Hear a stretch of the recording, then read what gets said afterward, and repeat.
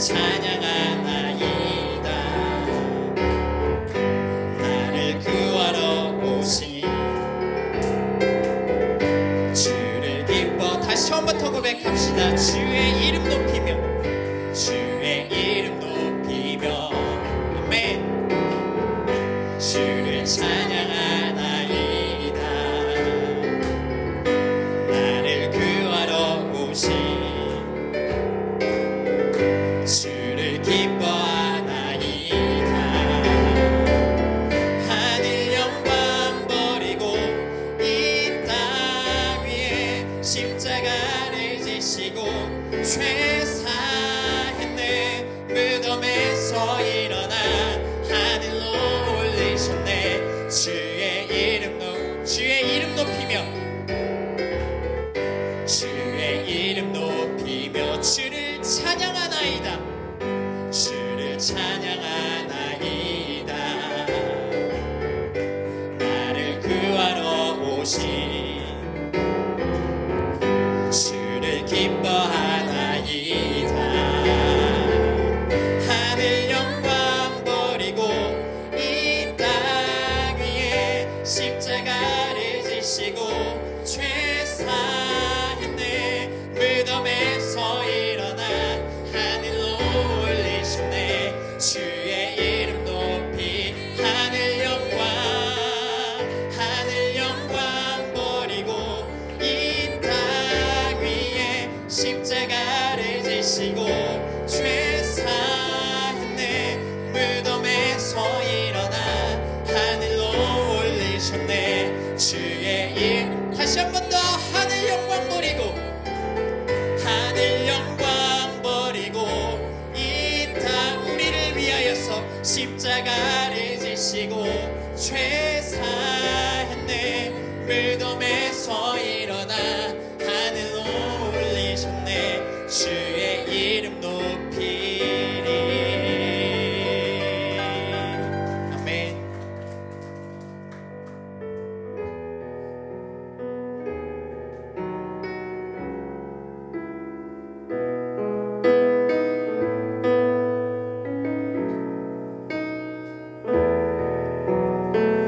주를 향한 나의 사랑이 주께 고백하게 하소서.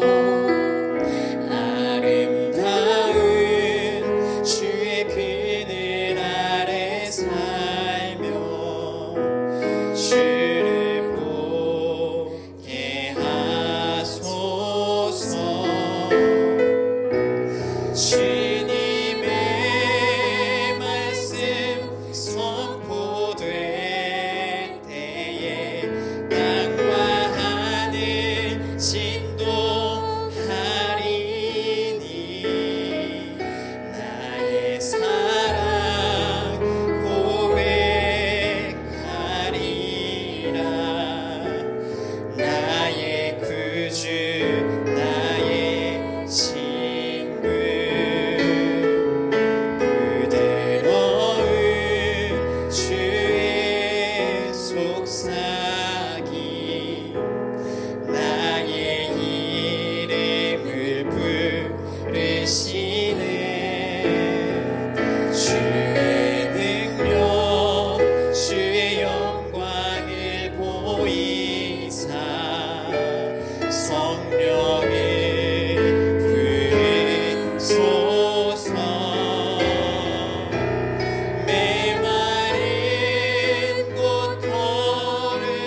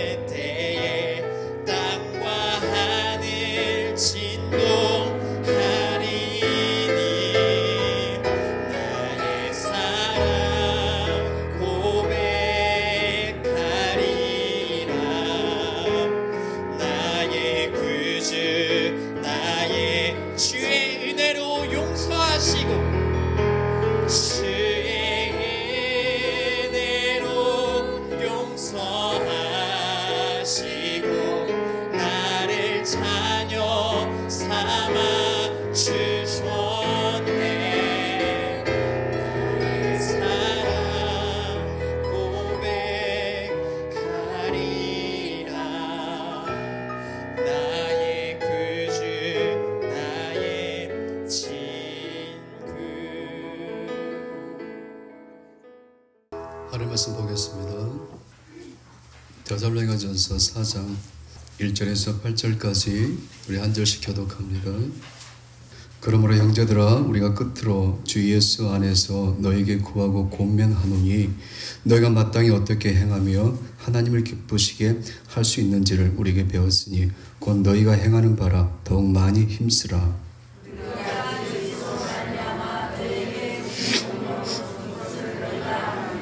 하나님의 뜻은 이것이니 너희의 거룩함이라 곧 음란을 버리고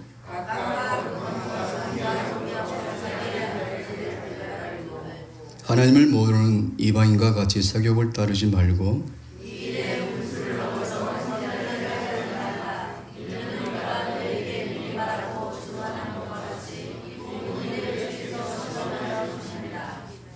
하나님이 우리를 부르심은 부정하게 하심이 아니요 거룩하게 하심이니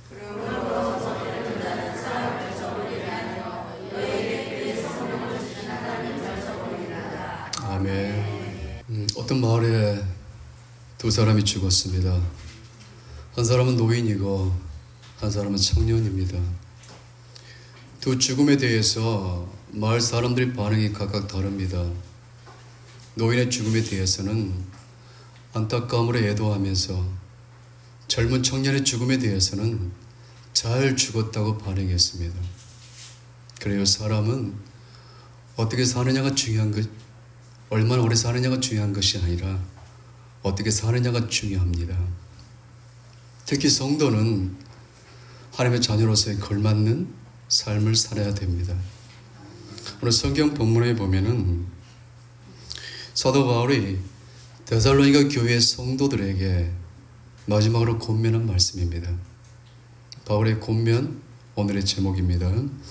먼저 1절 말씀 봅니다. 그러므로 형제들아 우리가 끝으로 그러죠. 끝으로 주 예수 안에서 너에게 구하고 권면한다. 바울이 그들에게 끝으로 마지막으로 권면한 것이 무엇입니까? 1절 말씀에 나와서 하나님을 기쁘시게 하는 삶을 살라 그거예요. 이런 속담이 있잖아요. 호랑이는 죽어서 가죽을 남기고 사람은 죽어서 이름을 남긴다. 거기다 한 가지 더 덧붙이면요. 성도는 죽어서 향기와 추억을 남긴다. 그거예요. 여러분 자녀들이 말이 계속 꼬입니다. 여러분이 죽었을 때 여러분 자녀가 여러분 묘비에 어떤 글을 적어주길 원하십니까? 이런 글은 어떠세요? 내 아버지는, 내 어머니는 진정 하나님의 사람이었다. 서울 양화진에 가게 되면은 애국인 선교사 묘가 있어요.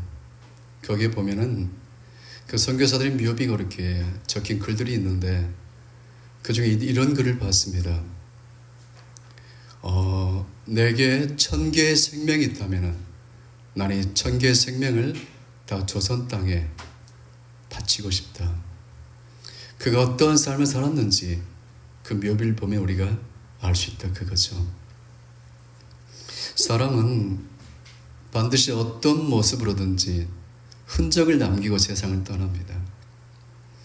하나님을 기쁘게 하는 삶을 살았던 성도가 세상을 떠날 때 그를 아는 사람들은 그에게 있어서 향기가 되고요. 그리고 그의 가족에게는 추억이 됩니다. 여러분 그 사랑의 원자타이라는 별명을 가진 그 목사님이 계시죠. 손양원 목사님이죠. 근데 이제 그분은 나환자들과 함께 그렇게 생활을 했어요. 아침에 일어나면은 새벽 예배 드리고 깡통을 가지고 그 나환자들의 그 환부의 고름을 입으로 빨아냈던 분입니다. 그리고 자기 아들, 두 아들을 죽였던 그 사람을 자기 아들로 삼았던 사람, 그가 바로 사랑의 온자탄 손양원 목사님인데 그의 향기가 얼마나 아름답던지 지금도 예수에 가면 그분을 기념하는 애양원이 지금도 있습니다. 순례객들의 발길이 끊기지 않는 곳입니다. 사도 바울이 데살로니가 교회 성도들에게 하나님을 기쁘시게 하는 삶을 살라고 권면하고 곧바로 하나님의 기쁘시게 하는 삶이 어떤 것인지 3절부터 말씀하죠. 3절에 보면은 뭡니까? 음란을 버리고, 4절은 뭡니까? 사욕을 따르지 말고, 5절은 분수를 지키고, 6절은 형제를 해하지 않는 것. 세상과 다르게 성별되게 사는 것, 즉 그 거룩을 추구하는 것이 바로 하나님을 기쁘게 해드리는 삶이다, 그겁니다. 이 마지막 때를 살아가는 우리가 진정 회복해야 될 단어가 바로 거룩입니다. 7절 말씀 봅니다. 7절에 보면 하나님이 그러죠. 하나님 우리를 부르시면 뭐죠? 거룩하게 하심이라 그래요. 세상과 구별되게 사는 것, 거룩이, 그것이 바로 하나님께서 기뻐하시는 삶이다, 그겁니다. 자, 그러면 하나님께서 왜 성도의 거룩을 그렇게 원하실까요? 왜 성도가 그렇게 거룩하게 살기를 원하실까요? 그 첫 번째는 디모데 후서 2장 20절에서 21절 말씀입니다. 큰 집에는 금그릇, 은그릇, 나무그릇, 질그릇이 있지만 그 주인의 쓰임에 합당한 그릇은 깨끗한 그릇이라는 거죠. 하나님께서 귀하게 사용하고 싶어서 우리에게 거룩을 원하십니다. 하나님은 막 쓰는 도구가 있어요. 또 귀하게 쓰는 도구도 있고요. 제 시골에 어릴 때 보면은 제 큰 집에 큰아버지가 이렇게 일을 하시는 거 보게 되면은 농사일을 할 때 귀하게 이렇게 사용하는 연장이 있고 함부로 쓰는 연장이 있더라고요. 꽃갱이를 보게 되면은 큰아버지가 쓰고 나서 대충 흙을 조금 털고 그냥 광에 던져버립니다. 하나님도 마찬가지예요. 하나님께서도 귀하게 사용하는 그릇이 있고요, 그냥 막 쓰는 그릇이 있어요. 막 쓰고 버려버립니다. 그게 바로 마태복음 7장 21절부터 나오는 버려진 전도자들이죠. 그들이 이렇게 말합니다. 주여, 우리가 주의 이름으로 선지전 노릇하고 주의 이름으로 귀신을 내쫓고 주의 이름으로 권능을 행했지 않습니까? 그때 예수님께서 하신 말씀이 나는 너희를 도무지 알지 못한다. 불법을 행하는 자들아 내게서 떠나가라라고 하나님께서 말씀하십니다. 얼마나 억울하겠습니까? 찬송가 305장입니까? 나 같은 죄인 살리신 그 노래를 작사했던 그 존 뉴턴 목사님이 이렇게 이야기를 한 적이 있습니다. 나는 천국 가면 3번 놀랄 것이다. 나 같은 죄인이 천국에 와 있는 것 때문에 놀랄 것이고, 그리고 저 사람은 절대 천국하고 상관이 없는 사람 같은데 그가 천국에 와 있는 것 보고 놀랄 것이고, 그 다음에 기가 막힌 것은 뭡니까? 그분은 반드시 천국에 와 있을 줄 알았는데 그가 천국에 없는 것을 보고 놀랄 것이다. 하나님께서 쓰시고 버려버린 거죠. 우리가 죽게 되면 내 육을 벗어버렸기 때문에 내 지혜가 어느 정도 완전해집니다. 그래서 천국에 누가 와 있는지 와 있지 않는지 알 수가 있습니다. 여러분, 소돔과 고모라가 비록 동성애로 무너진 성이었지만은 그 성에 의인 10명이 있었으면 그 성이 무너지지 않았습니다. 또 에레미야 5장 1절을 보게 되면 하나님께서 에레미야에게 하신 말씀이 뭡니까? 너는 이 성을 빨리 왕래해 보아라. 여기서 진정 공의를 행하고 진리를 구하는 사람 한 사람만 있어도 내가 이 성을 용서하겠다 그래요. 그런데 그 한 사람이 없었어요. BC 586년에 그 성이 완전히 무너져 버리고 맙니다. 여러분, 저처럼 거룩을 이렇게 말하는 사람은 많아요. 그러나 거룩한 삶을 사는 사람은 많지 않습니다.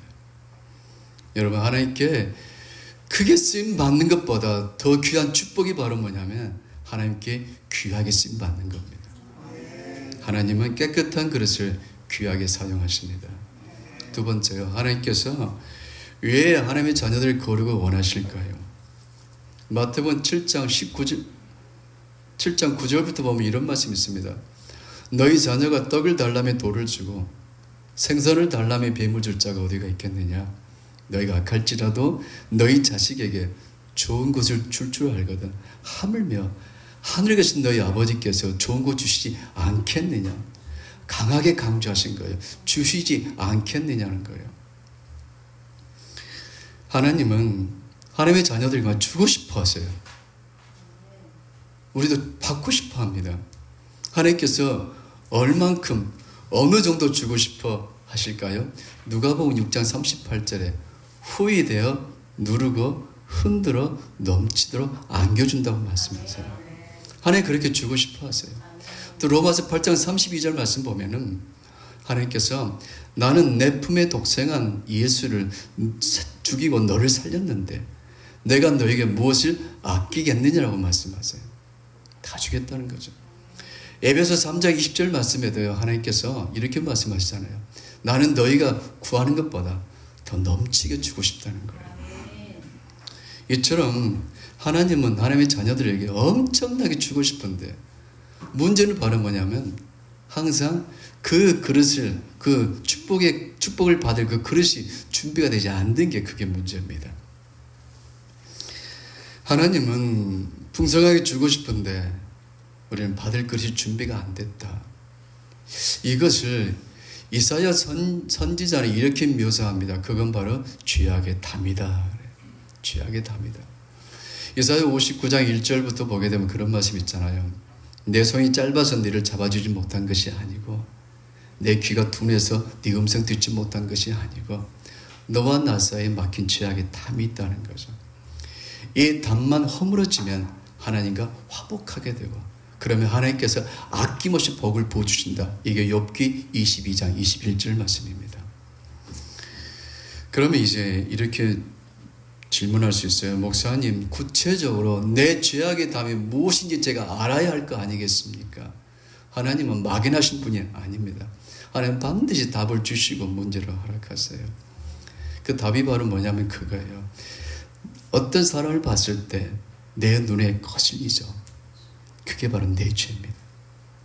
내가 깨닫지 못하니까 하나님께서 그 사람을 하나님께서 도구로 사용하셔서 눈에 거슬리게 만든 겁니다.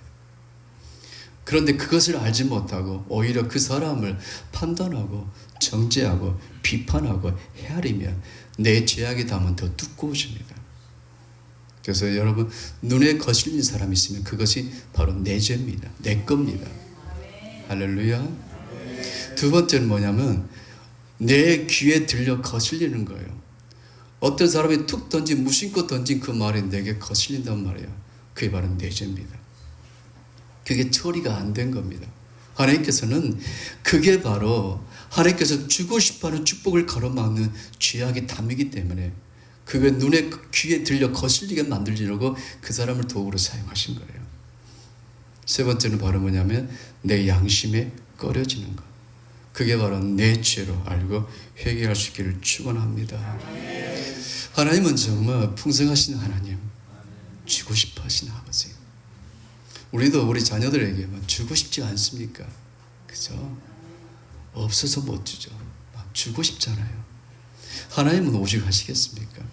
근데 문제는 바로 뭐냐면 하나님과 나 사이에 막혀있는 죄악의 담이라는 것이죠. 그 담이 허물어지면요, 내가 지금까지 들어본 적도 없고 눈으로 본 적도 없고 상상도 못했던 하나님의 축복이 여러분 품에 안길 줄로 믿습니다. 세 번째, 하나님은 하나님의 자녀들에게 왜 거룩하기를 원하실까요? 마귀에게, 사탄에게 자랑하고 싶으신 거예요. 자랑하고 싶으신 거예요. 여러분도 여러분 자녀 자랑하고 싶잖아요. 그죠? 어느 정도냐면 보세요. 욥기 1장 7절 말씀 보면 이런 말씀이 있습니다. 마귀가, 사탄이 하나님 앞에 딱 서요. 그때 하나님께서 이렇게 물어보십니다. 사탄아, 너 어딜 다녀왔느냐? 그랬더니 네, 제가 여기저기 두루 다녀왔나이다 그래요. 그때 하나님께서 1장 8절 말씀이 이렇게 말씀하세요. 야, 너 내 종 욥을 주의하여 보았느냐? 그처럼 정직하고 순전하고 온전하여 악에서 떠난 사람은 이 세상에 없다라고 자랑하세요. 그 하나님께서 자랑하는 모습이 그려지십니까? 사탄 마귀에게 자랑해요. 내 아들 봐라, 내 딸을 봐라 하면서 자랑하고 싶어서 우리에게 거룩을 원하실 겁니다. 하나님은 지금도요, 사탄 마귀에게 여러분을 자랑하고 싶어 하실 겁니다. 그런 자를 지금 찾아다니십니다. 아멘. 그럼 네 번째요. 하나님은 왜 하나님의 자녀들에게 거룩한 삶을 원하실까요? 그것은 로마서 12장 1절에 답이 있습니다. 그 답이 뭐냐면 너희 몸을 하나님이 기뻐하시는 거룩한 산 제물로 드리라. 이것이 너희가 드릴 영적 예배니라 그래요. 여러분, 하나님께서 기쁨으로 흠양하시는 예배 단 한 번만 드려도 우리 인생의 방향이 완전히 바뀌어져 버립니다.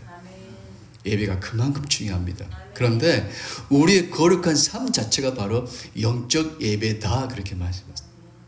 그래서 하나님께서 정리하면 그렇습니다. 하나님께서 왜 성도들에게 거룩한 삶을 원하실까요? 첫 번째는 하나님께서 귀하게 쓰고 싶으신 거예요. 두 번째는요, 누가복음 6장 38절에 마음껏 합법적으로 하나님께 복을 부어주고 싶으신 거예요. 세 번째는요, 사탄에게 자랑하고 싶으신 거예요.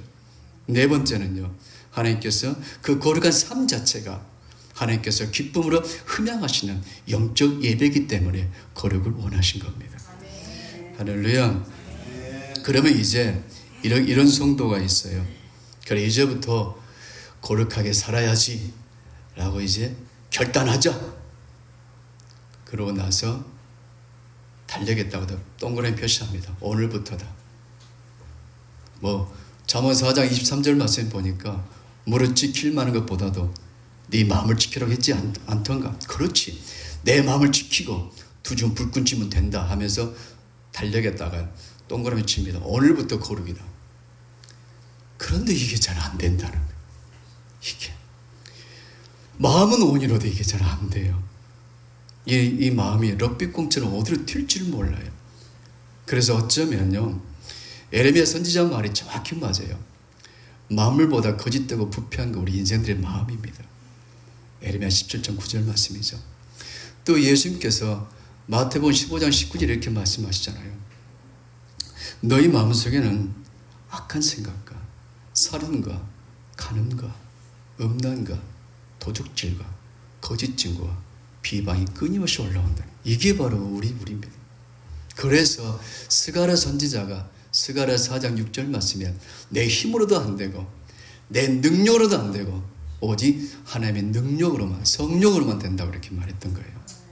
성령이 결론입니다. 아멘. 성령을 말미암지 않고는 하나님께서 기뻐하는 삶을 살아갈 수가 없습니다. 그러면 또 이렇게 생각하는 성도가 있어요. 나는 못하니까 이제 성령께서 알아서 다 하십시오. 또 이래도 안 됩니다. 그죠? 우리는 성령을 의지해서 내가 행해야 됩니다. 내가 내 리어카를 끌 때요, 성령께서 내 리어카 양쪽 바퀴에 기름을 칠해주시고 뒤에서 밀어주십니다. 하나님은 하고자 하는 자 하나님이세요. 하늘은 스스로 돕는 자를 돕습니다. 내가 성령을 의지해서 행할 때 성령께서 역사하십니다. 할렐루야. 그러면 성도의 삶은요, 성령이 해답입니다. 성령이 결론입니다. 그럼 이제 성령을 의지하는 삶에 대해서 우리 몇 가지만 생각해 보도록 합니다. 성령을 의지하는 삶에 대해서 첫 번째 생각할 게 뭐냐면은, 성령을 의지한 우리의 자세는 어떤 자세를 가져야 되는가? 힘을 빼야 됩니다. 힘을 빼야 돼요. 에스겔 47장에 보게 되면은 성전 문지방에 이렇게 생수가 막 흘러나오거든요. 그것을 에스겔 선지자가 봤어요. 어떤 자가 나타나서 측량을 했더니 처음에 어디까지 찼습니까? 발목에. 그 다음에 측량했더니 무릎에. 그 다음에 측량했더니 허리에. 그 다음에 이제 넘지 못할 강이 됩니다. 자, 여기서요, 우리가 강에 갔단 말이에요. 강에 갔는데 강물이 발목밖에 안 차고 무릎밖에 안 차면 뭐예요? 걷는데 별 어려움이 없단 말이에요.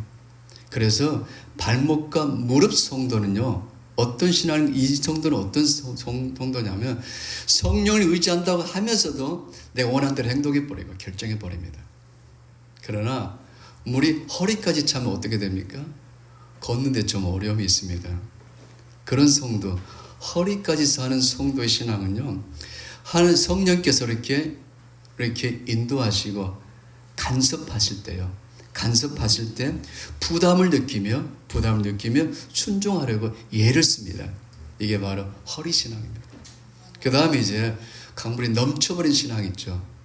여러분 걸을 수가 없어요. 넘쳐버리기 때문에 걷지를 못하기 때문에 헤엄쳐야 됩니다. 헤엄치려면 어떻게 됩니까? 힘을 빼야 됩니다. 그래서 우리가 성령을 의지하는 삶에 대해서 첫 번째 삶의 자세는요, 힘 빼야 됩니다. 할렐루야. 그렇게 힘 빼고 이렇게 순종할 때 늘 품어주시는 성령님이 느껴지기 시작하실 겁니다. 두 번째, 우리 성령을 의지하는 삶에 대해서 생각할 것은 두 번째, 성령을 의지하면서 이제부터는 적극적으로 행동해야 됩니다. 적극적으로요. 성령 의지하면서 버릴 것은 과감히 버려야 됩니다. 내가 버리지 못한 그것이요, 내 인생의 발목을 잡습니다.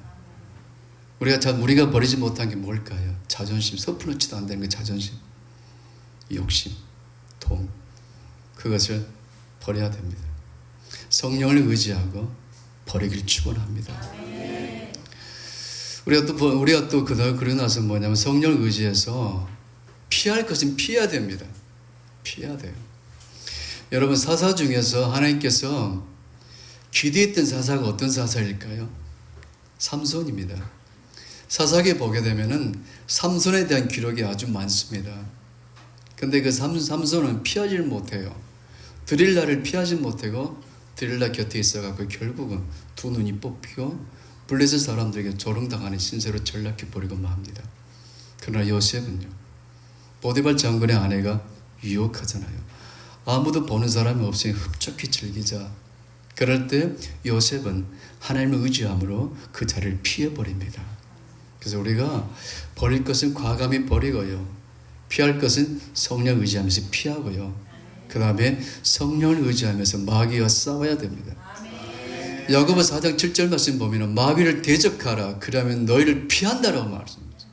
대적해야 피합니다.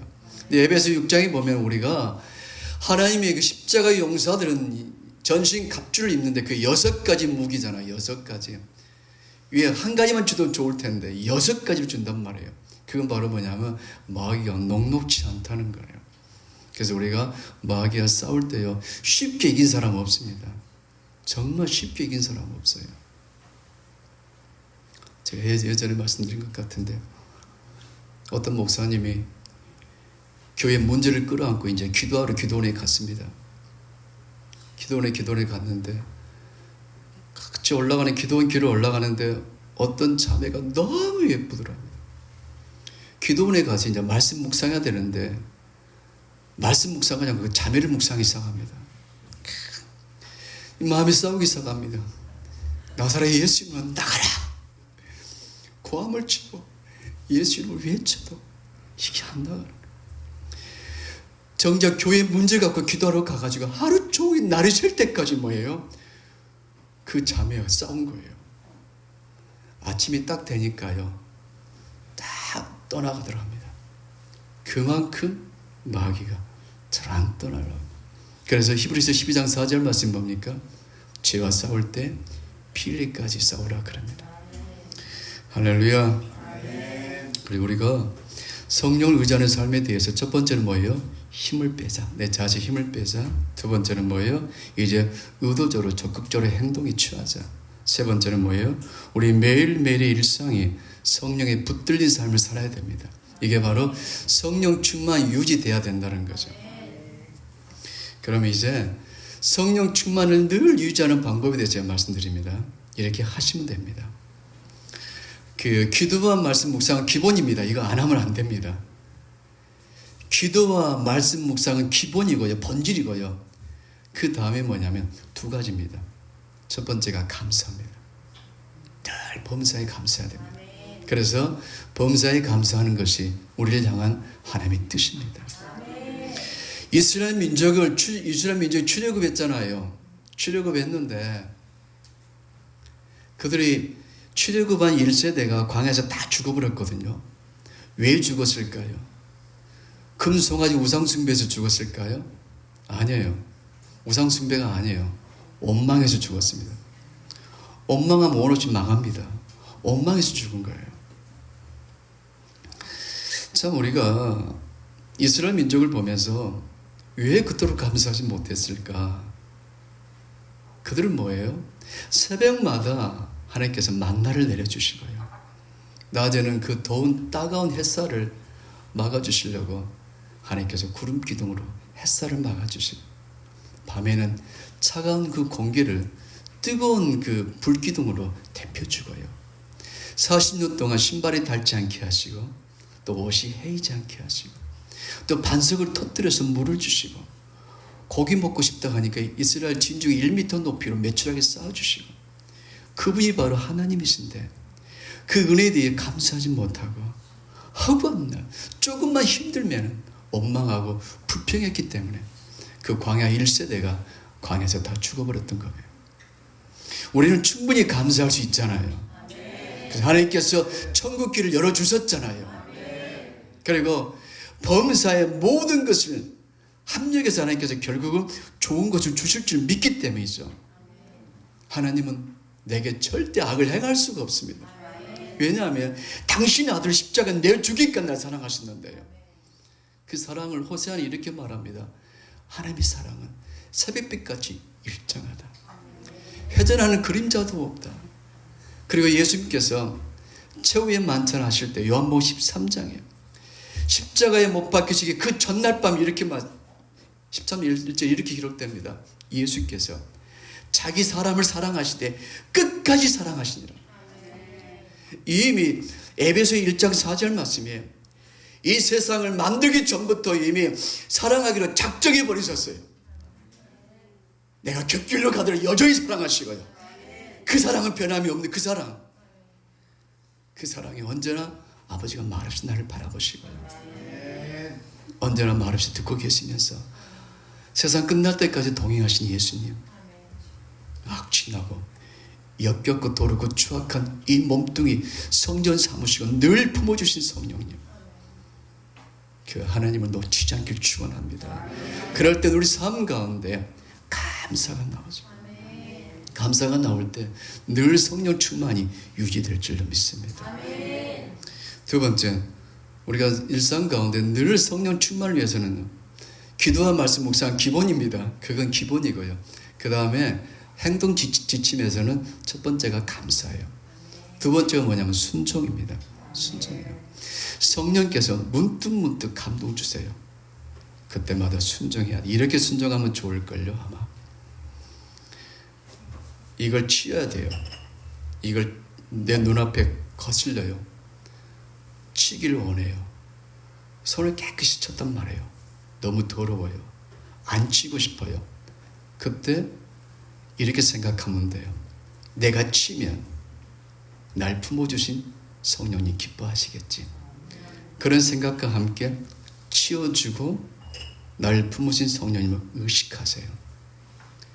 그런 행동들이 쌓이고 쌓이면은요, 날 품어주신 성령님이 살겹게 느껴지고 입체적으로 느껴질 겁니다. 할렐루야. 그래서 우리가 성령 충만 한 번 딱 받아가지고 기도원 가서 나마다 딱 뽑아가지고 그게 아니라요. 이제 늘 성령 충만해야 됩니다. 기도와 말씀은 기본입니다. 그건 기본이고요. 행동 지침 두 가지는 감사하세요. 두 번째는 성령이 감동 줄 때마다 순종하면요, 성령이 기뻐하신 것이 내 세포가 느끼면서요, 더 순종하고 싶은 열망이 생기기 시작합니다. 할렐루야. 정리합니다. 하나님은 여러분과 저를 하나님의 자녀로 삼으시고요, 그 다음에 뭡니까? 왕 같은 제사장으로 삼아주셨어요. 제사장은 반드시 모자를 써야 됩니다. 관모라 그러죠. 그 앞에는 글자가 적어집니다. 무슨 글자일까요? 여호와께 성결입니다. 거룩입니다. 레위기 11장 45절과 베드로전서 1장 16절 말씀에는 똑같은 말씀이 기록되어 있습니다. 구약의 보석 하나, 신약의 보석 하나 다 연결시켜준 게 뭐냐면 이 말씀이에요. 내가 거룩하니 너희도 거룩하라. 역대하 16장 9절 말씀에 하나님은 온 땅을 두루 감찰하십니다. 지금도 하나님이 감찰하셔서 하나님 아버지 앞에서 거룩하게 살려고 힘쓰는 성도를 찾으시고요. 그런 성도를 하나님이 자랑하실 거예요. 마귀에게 자랑하시고 하나님께 귀하게 사용하실 줄로 믿습니다. 저는 우리 성도 모두가 하나님의 기쁨이 되는 거룩한 성도가 다 될 수 있기를 축원합니다. 기도합니다. 살아계신 하나님 우리 아버지, 우리의 거룩한 삶이 하나님의 기쁨이 된다는 것을 압니다. 그러나 우리 힘으로 거룩한 능력이 없사오니 아버지 성령의 권세와 능력으로 우리를 품어주셔서 우리 남은 삶이 하나님께서 기쁨을 흠양하시는 거룩한 영적 예배가 되게 하여 주옵소서. 존귀하신 예수 그리스도의 이름으로 축복하며 기도 올려옵나이다. 아멘. 지금은 우리 주 예수 그리스도의 은혜와 우리 하나님의 사랑하심과 성령님의 교통하심이 우리 행복한 우리 교회 성도들 삶과 가정과 그리고 저희의 섬기는 주님의 몸된 교회와 이 나라의 민족과 북한의 동포들 머리 위에 이제부터 영원토록 함께 계시길 축원하옵나이다. 아멘.